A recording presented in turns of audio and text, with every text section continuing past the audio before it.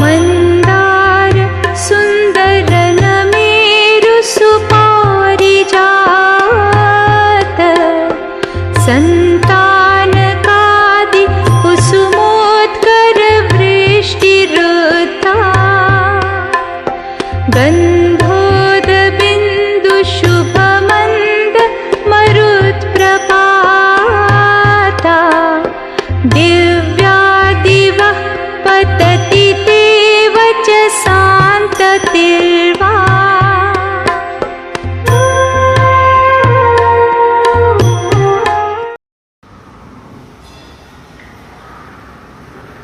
आदिमं पृथ्वीनाथ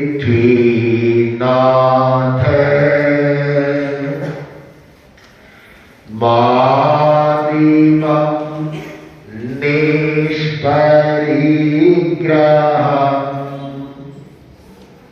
आदिमं तीर्थनाथश्च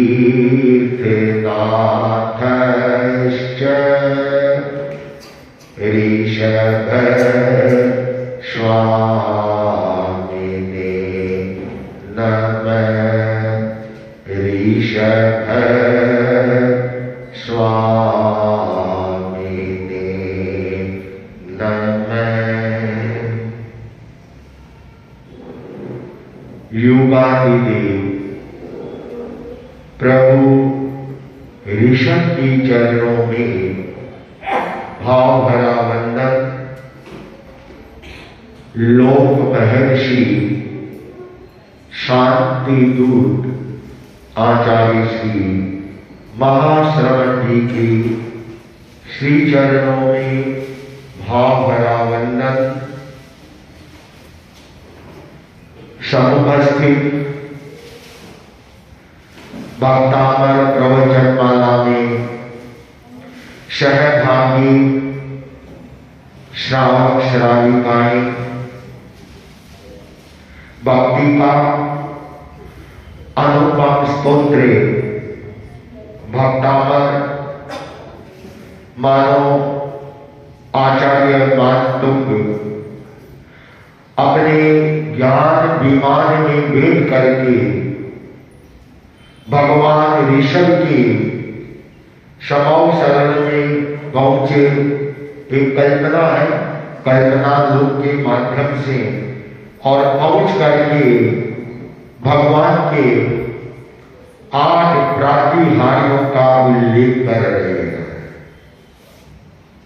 भक्तामर के किसी भी श्लोक को, किसी भी काव्य को ध्यान से देखें, पढ़ें, चिंतन मनन करें, कहीं पर भी ऐसा नहीं लगता कि आचार्य मानतुंग है उनको यह महसूस हो रहा हो कि मैं जेल में बंद हूं, 48 मेरे बंधन है, बड़ी कठिनाई में हूं, बड़ी मुसीबत में हूं, कैसे क्या होगा, ऐसा कहीं नहीं। वो तो इस तरह से भगवान की स्तुति कर रहे हैं, एक से एक बढ़ करके और बदला रहे हैं। इन 8 प्रातिहार्यों में अशोक वृक्ष, सिंहासन, छत्र, चामर, दिव्य ध्वनि, इन सब का है निरूपण किया गया, इनके बारे में बतलाया गया। और ये प्रातिहार्य जितने भी हमारे तीर्थंकर होती है उनकी सबकी नैसर्गिक होती है। जब भगवान समावस्थित होते हैं, समावसरण की रचना कोई सामान्य रचना नहीं होती है, बहुत ही अद्भुत और विशेष रचना होती है। इस रचना को सारे देव करते हैं, कोई कारीगर नहीं होता, कोई इंजीनियर नहीं होता, आर्किटेक्ट नहीं होता, कोई वास्तुकार नहीं होता, कोई भूमि पूजन भी नहीं होता।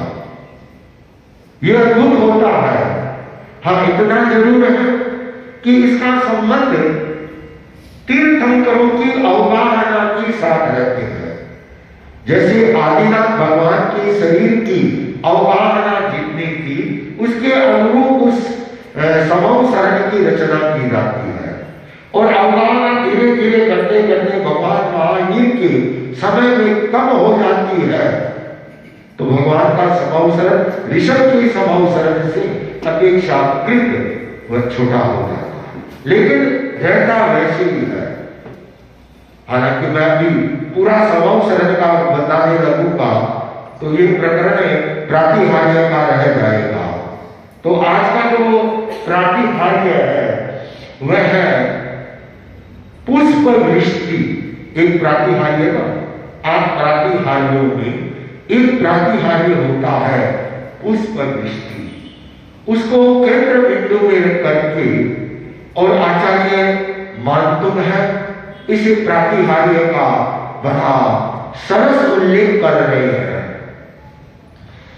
मंदार सुंदर नमेरु सुपारी जात, मंदार सुंदर नमे सुपारी संतान आदि कुसुमो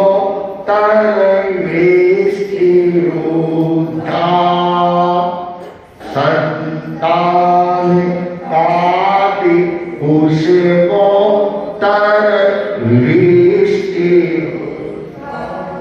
गंधोद हिंदु सुगमंद प्रतापा, गंधोद हिंदु सुगमंद प्रताप, दिव्या दीव पतति वचसा ततीवा,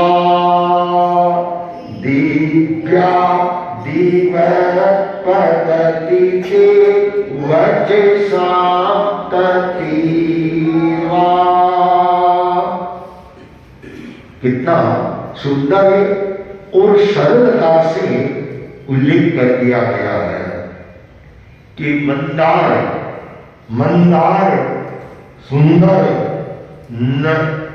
नमेरु पारिजात संतानक, ये सारे के सारे नाम हैं फूलों के नाम हैं। जो कल्प वृक्ष होती थी, कल्प वृक्ष की लताएं होती थी, उनके फूलों के नाम हैं। हे मंदार, आजकल तो मंदार नाम है वह आक को कहा जाता है, आकड़े को, उसका नाम मंदार है। मंदार नाम मूंगे के पुष्प को भी कहा जाता है, मूंगे के फूल को उसको भी मंदार कहा जाता है। तो ये सारे फूलों के नाम है। मंदार नमेरु सुंदर, मंदार सुंदर मतलब मूंगे के या आगे सुंदर पुष्प, ये अत्यंत सुंदर। नमेरु पारिजात, पारिजात की फूल तो आजकल भी होती है, संतानक के भी होती है। और इसमें क्या कुसुमोत्कर अर्थात उनमें भी उत्कृष्ट जाति के पुष्पों की, कुसुमोत्कर उन फूलों में भी बहुत ही अच्छी उत्कृष्ट जाति के फूल है। वे क्या होती है कि भगवान के समूह शरण में बरसती है अपने आप देवताओं के द्वारा। अब यहां एक चीज मैं जरूर स्पष्ट करना चाहूंगा कि कोई भी यह मिथ्या भ्रम न पाले कि भगवान के समूह शरण में फूलों की वृष्टि होती थी तो हम भी करें, यह गलत है। वे फूल और आप लोगों के फूल सारा अंतर है। ये जो फूल है उनको तोड़ने में अपार हिंसा होती है। और भगवान स्वयं अहिंसा परमो धर्म के उपदेशक है। तो क्या ये संभव है कि उनके ही समव शरण में हिंसा जन्य ऐसे फूल की वर्षा हो? बिल्कुल नहीं। लोग होते हैं भ्रम पाल लेते हैं और फूल को तोड़ना तो दूर है, उसके स्पर्श करना भी हिंसा है। लोग तो बड़े खुश होते हैं कि कितने सुंदर सुंदर फूल हैं और उनको तोड़ते हैं, मालाएं बनाते हैं, गुलदस्ते बनाते हैं, हार बनाते हैं, न जाने कितने कितने होती है। और आजकल तो एक शादी का वो होता है, उसमें हजारों लाखों फूलों की बर्बादी कर दी जाती है। कितनी कितनी हिंसा की जाती है, अपार हिंसा है। ऐसी हिंसा से बचना चाहिए। अब देखिए, मेरे को या नेपाल का तो मालूम नहीं, लेकिन इंडिया में, भारत में है, जो एक उत्तर भारत है और एक दक्षिण भारत है। तो उत्तर भारत की अपेक्षा दक्षिण भारत में फूलों का प्रचलन बहुत ज्यादा है, बहुत ज्यादा है। और वहां तो हर सुहागिन बहन है, वो सुबह सुबह वो फूलों को अपने माथे पर लगाती है। लेकिन हार बनाने में बहुत बड़ा अंतर है। उत्तर भारत की कोई भी माला या फूलों का हार बनाएगा तो उसे सुई के द्वारा किसके द्वारा उसके कलेजे को ऐसे चीरेगा फूल के बीच में से। और आप कहीं पर भी देख लें, दक्षिण भारत में बनाएंगे वो बीच में नहीं करेंगे, उस फूल की टहनी को रखेंगे और टहनी के ऊपर धागा बांधेंगे। वो कहते हैं फूल के कलेजे को नहीं चीरना चाहिए, इतना विवेक उनमें भी है। तो देवकृत ये सारे सुंदर पुष्प होते हैं, सुगंधित, और एकदम बरसात होती रहती है। आपके मन में ये विचार आ सकता है, इतने फूल बरसते हैं तो उनका होता क्या है? इतना कचरा हो जाता होगा इतने अच्छे स्वभाव शरण में, उनकी सफाई कौन करता है? ऐसा नहीं है। ये जो देवकृत पुष्प की वर्षा होती है, ये फूल एकदम सीधे आते हैं, उल्टे नहीं आएंगे, सीधे आएंगे और नीचे आते आते जमीन से पहले ही वो गायब हो जाए। फूल एक भी जमीन के ऊपर नहीं गिरेगा। यही तो अतिशय होता है, उनका कचरा कोई नहीं उठाता। तो मंदार सुंदर नवीन पारिजात है, ये सारे कल्प वृक्षों के या कल्प लताओं के फूलों के बारे में इस अतिशय में ये बताया गया है। गंधोद बिंदु सुगमंद मरु प्रताप है। ये जो उत्कृष्ट जाति के इधर तो फूलों की बरसात होती है, और दूसरी ओर क्या होती है कि गंधोद बिंदु, गंधोद इसका तोड़े गंध, उदक, गंध नाम सुगंध का, उदक नाम पानी का, सुगंधित जल। सुगंधित जल है वह भी बढ़ता है, वह भी होता है। अब इसमें भी है कि जो सुगंधित गंधोदक है, हालांकि जैन श्वेतांबर तेरह पद की परंपरा में तो ये सब है ही नहीं, लेकिन प्रातिहार्य में आता है। तो उस प्रसंग से मैं इस चीज को बतला रहा हूं कि गंधोदक वह होता है जो तीर्थंकर होते हैं, और तीर्थंकरों का जब जन्म होता है तो सहज ही उनके शरीर से है वो सौरभ फूटती है, उनका अतिशय होता है। आप बहुत ज्यादा धूप में घूम लिए, बहुत मेहनत कर रहे हैं और लगातार 3-4 दिन स्नान नहीं करें, आपके शरीर से क्या होगा? स्मेल आने लग जाएगी। आती है स्मेल। जब हमारे शरीर से स्मेल आ सकती है तो क्या भावी तीर्थंकरों के शरीर से सौरभ नहीं निकल सकती? निकलती। अरे उनके तो जन्म के साथ ही ऐसा होता है। जब तीर्थंकरों का जन्म होता है और इंद्र उस कृति को तो वहां छोड़ देते हैं और तीर्थंकरों को मेरु पर्वत पर ले जाते हैं और पादुक शिला के ऊपर अभिषेक करते हैं। 1008 वर्षों से चाहे स्नान करे कुछ ही करे, उनके वो शरीर से जो पानी स्पर्श होकर के पानी गिरता है वो उसमें सुगंध हो जाती है। उसको गंधोत्थक कहा जाता है कि जो जल भगवान के शरीर से स्पर्श होकर के निकला वह सुगंधित हो गया। अब करते क्या है? जो लोग ये लोग करते हैं, अब वो तो रहा नहीं। अब क्योंकि धर्म में बहुत सारी रूढ़ियां और अंधविश्वास चलते हैं। अब क्या करेंगे? तो लोग बनाना है तो भगवान के चंदन का लेप कर दो, ऊपर से पानी का वो कहते हैं अभिषेक करो, वो पानी सुगंधित हो गया। अरे ये कैसे हुआ? ये तो एकदम मिथ्या है। जिनेन्द्र देव का शरीर है वो स्वयं सुशोभित होता है। तो आचरण मानू का गंधोद बिंदु सुबह मंद मद प्रताप, वह फूलों की इधर तो बारिश हो रही है और इधर सुगंधित हवा आ रही है और उसमें मंद मंद पानी की है वह बूंदी है। कैसे? तो इतनी पानी की बूंदे नहीं गिरती है कि वह समाव शरण में जितने भी परिषद 12 प्रकार के जितने भी प्रकार की परिषद बैठती है उनके कपड़े आदि गीले हो जाए, ऐसा नहीं है। वो एक तरह से अच्छी कूलिंग होती है। गर्मी में आप लोग कूलिंग करते हैं ना, कूलर के जो हवा देते हैं, कूलिंग करते हैं और उसमें सुगंधित चीज डाल देते हैं तो वहां पर सुगंध भी आती है और हल्की हल्की पानी की बूंदे हैं, उसका भी एहसास सा होता है। तो वैसा लग रहा है, वैसा हो रहा है कि भगवान समाव शरण में विराजमान है और इन अच्छे अच्छे उत्कृष्ट जाति के पुष्पों की वो बारिश हो रही है।